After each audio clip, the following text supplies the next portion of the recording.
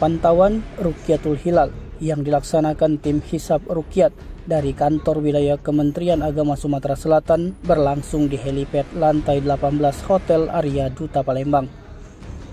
Namun setelah proses pantauan Rukyatul Hilal yang dimulai sekitar pukul 17.00 waktu Indonesia bagian Barat batal dilaksanakan lantaran kondisi cuaca yang mendung dan mulai diguyur hujan.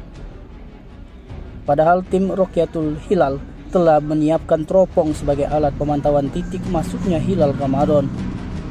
Kepala Kantor Wilayah Kementerian Agama Provinsi Sumsel, Syafitri Irwan, mengungkapkan matahari terbenam pada pukul 18.19.22 waktu Indonesia bagian Barat, sementara hilal terbenam pada pukul 18.38.35 waktu Indonesia bagian Barat. Azimut matahari 262 derajat 9 menit 30 detik dari utara ke timur. Azimut bulan 263 derajat 47 menit 37 detik dari utara ke timur.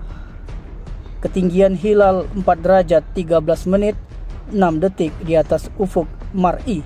Lalu lama hilal di ufuk 10 jam 32 menit 34 detik.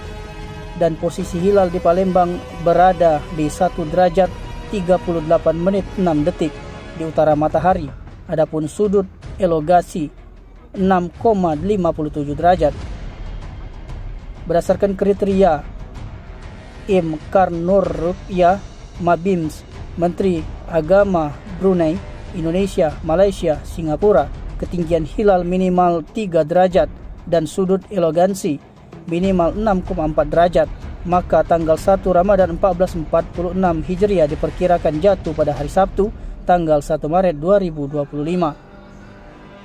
Hasil rukyat sore ini langsung disampaikan kepada Kemenak RI, Ceki, Direktur Urusan Agama Islam dan Pembinaan Syar'i Kemenak RI di Jakarta.